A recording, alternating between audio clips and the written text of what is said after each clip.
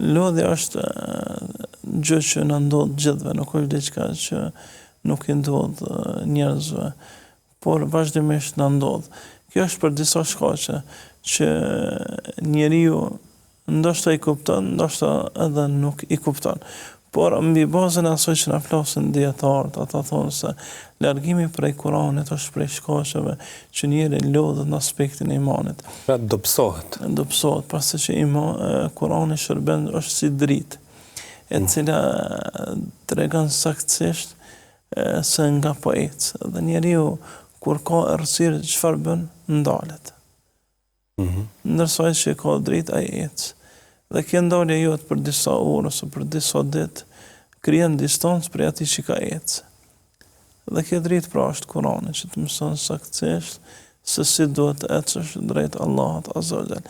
Ndaj mos leximi i Kuranit, mos marrja mesazheve për këtij librit dhe mos jetësimi i tij në aspektin e praktikës ndikon në zvogëlimin e imanit. Pra është elementi i njëjtë, largimi nga Kurani nënkupton dobësimin e imanit. Sigurisht. Dhe kthimi te Kurani është forcim, apo jo? Kemi dy ajete që këtë që potencova tregojnë sakt. Ajeti i parë thot inna hadha al-Qur'ana yahdi lillati hiya aqwam. Ky Kur'an ngrit në ato që është më larta, në imanin më të lartë mundshëm, të bën besimtar ideal.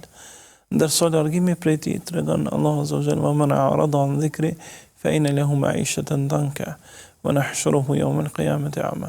Ai që kthen udhëzimet e mëshminën do të ketë jetë vështirë në këtë botë, dhe në botën tjetër do ta ngjallën në verbër.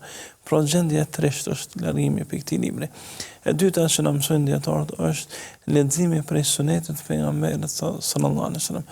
Pasi që Kurani nuk mund me u kuptu siç duhet, vetëm se duke u bazu mbi vahjen që i ka ardhur pejgamberit ose suneti i tij, tradita e tij.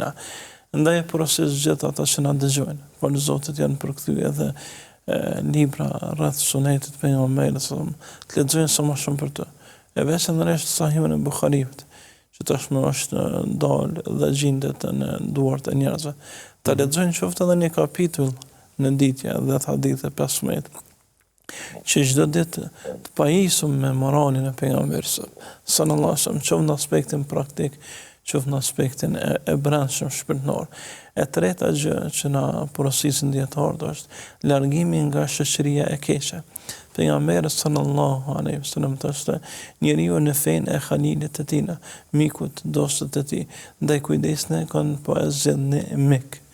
Secili njeri që e ka një mik i cili e udhëzon në rrugë drejt, bëhet shkak për arritjen e kënaqësisë së Allahut, të kapet fort për të, të jep kohë atij dhe të mos lë asnjë ditë vetëm se të këshillohet me të.